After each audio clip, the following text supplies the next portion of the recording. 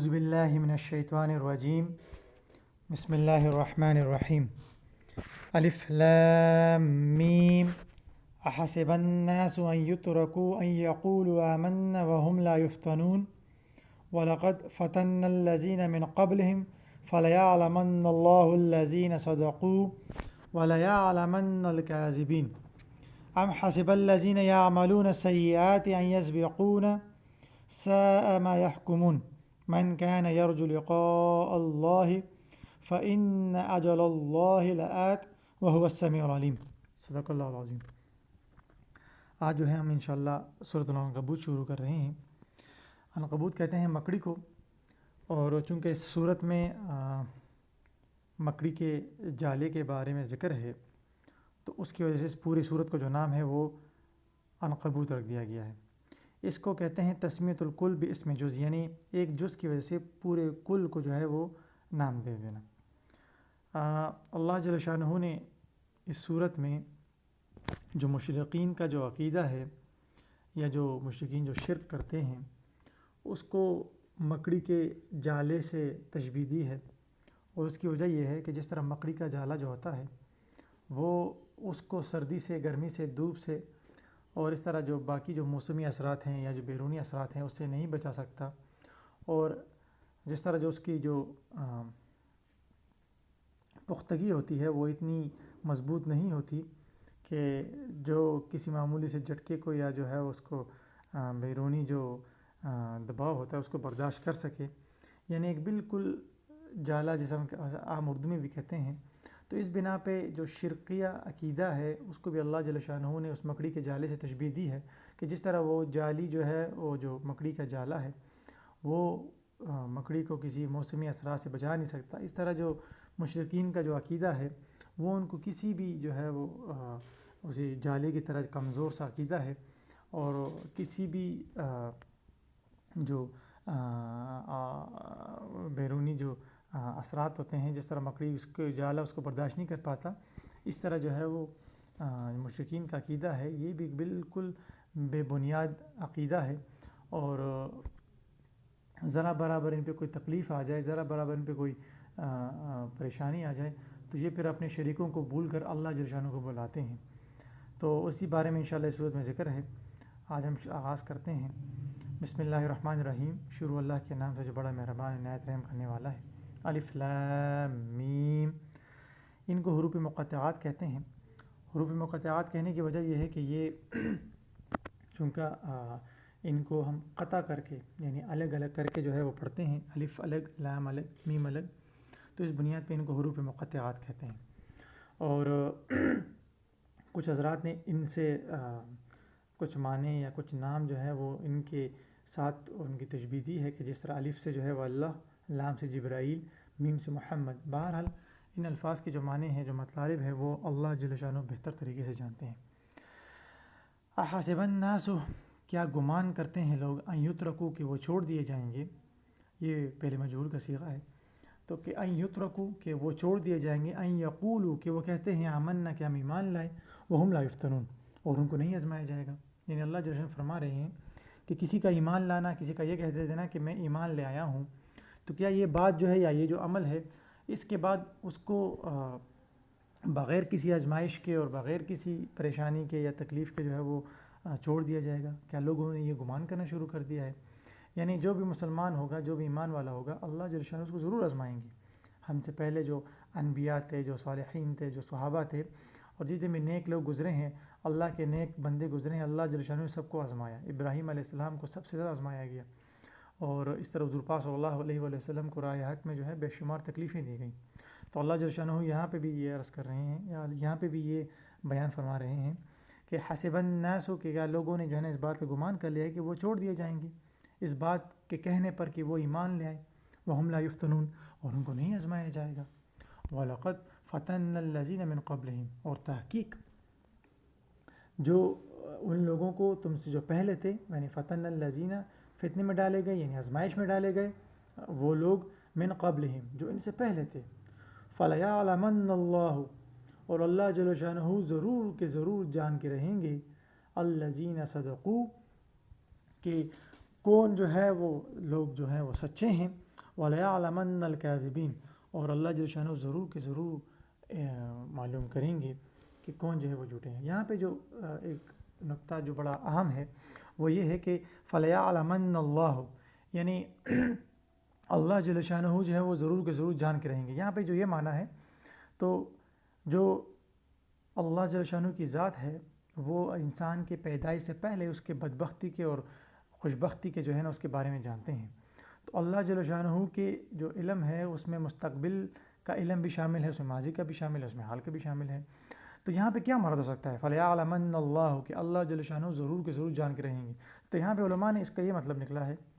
لکھا ہے کہ اللہ جل شانہ جو ہے وہ ضرور کہ ضرور ظاہر کر دیں گے لوگوں پر، کیونکہ اللہ جل شانہ ماضی سے، حال سے، مستقبل سے، یہ تو انسان کی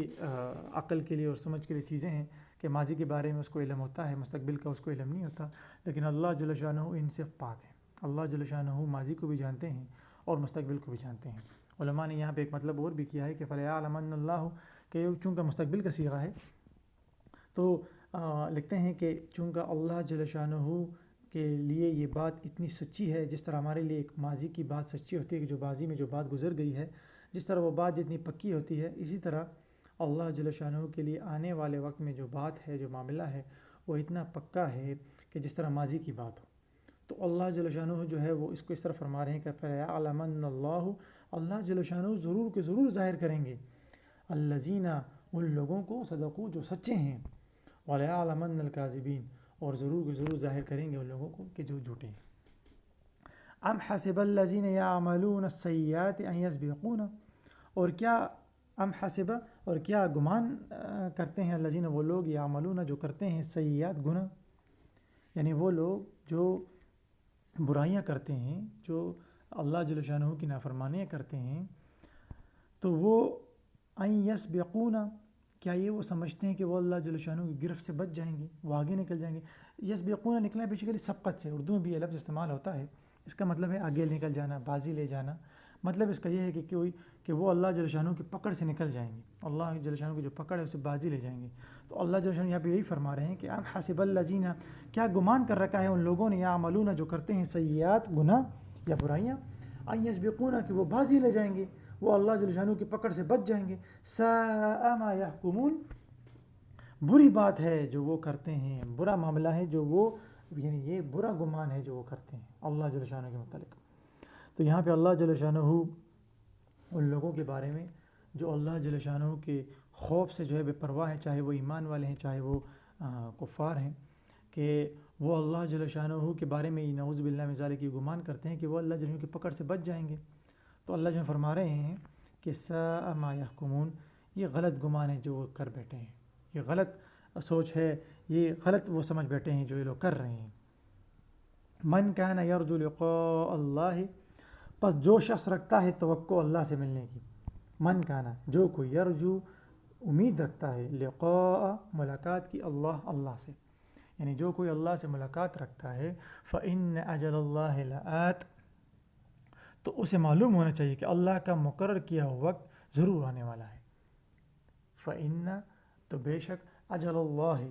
وقت جو ہے وہ لآت آنے والا ہے، یعنی اللہ سے ملنے کا جو وقت ہے وہ آنے والا ہے۔ تو فإن أجل اللہ لآت، اللہ سے ملاقات کا جو وقت ہے وہ انشاءاللہ جو ہے وہ آ کے رہے گا، یعنی اللہ جل شانہ کی جو ملاقات کا وعدہ ہے وہ پورا ہو کے رہے گا۔ تو یہاں پہ اللہ جل شانہ جو ہے وہ ان لوگوں کے بارے میں جو دنیا کی تکلیفیں اس بات کے لیے سہتے ہیں کہ ایک دن انشاءاللہ جل شانہ سے ملاقات ہوگی اور اللہ جل شانہ ان تمام پریشانیوں کے اور مصائب کے اور مسائل کے جو ہے ان کا اجر عطا فرمائیں گے۔ دنیا میں انسان جو ہے وہ راہ حق پہ چلتے ہوئے جو ہے کافی مصیبتیں پریشانیاں برداشت کرتا ہے، جسے حضور پاک صلی اللہ علیہ وسلم نے، صحابہ کرام رضی اللہ تعالیٰ اجمعین نے، اور اس طرح جتنے بھی نیک لوگ ہیں اور پچھلے جو انبیاء کرام علیہ السلام ہیں، ان سب نے جو ہے اللہ کے راستے میں تکلیفیں پریشانیاں برداشت کی۔ تو اللہ جل شانہ ان کی طرف سب کی طرف اشارہ کرتے ہیں کہ جو کوئی بھی اللہ سے ملاقات کی امید رکھتا ہے،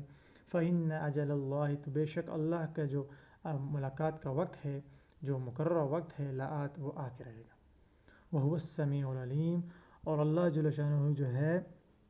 وہ ہر بات کو سننے والا، العلیم، جاننے والا ہے۔ یعنی یہاں پہ اللہ جل شانہ اس بات کی جو ہے وہ ایک طرح سے دلاسا دے رہے ہیں اور امید بندھا رہے ہیں ان نیک لوگوں کا کہ بھائی آپ جو کچھ کر رہے ہو یا آپ کے ساتھ جو کچھ ہو رہا ہے تو اللہ جل شانہ ان سب کو سن رہے ہیں اور اللہ جل شانہ سب کو جانتے ہیں۔ اس طرح آگے اللہ جو فرما رہے ہیں وَمَنْ جَاهَدَ فَإِنَّمَا يُجَاهِدُ لِنَفْسِهِ، اور جو کوئی محنت کرتا ہے، جاہدہ جو جہد کرتا ہے محنت کرتا ہے، وَمَنْ جَاهَدَ فَإِنَّمَا تو بے شک وہ اس کا جو یجاہد جو اس کا مجاہدہ ہے لنفسه اس کے لیے ہے، یعنی جو کوئی بھی دنیا میں رائے حق کے خاطر جو ہے تکلیفیں برداشت کرتا ہے تو اصل میں وہ اپنے آپ کے لیے تکلیف برداشت کر رہا ہے۔ قیامت کے دن آخرت میں اللہ جل شانہ اس کو اس کے بدلے میں بہترین اجر عطا فرمائیں گے۔ تو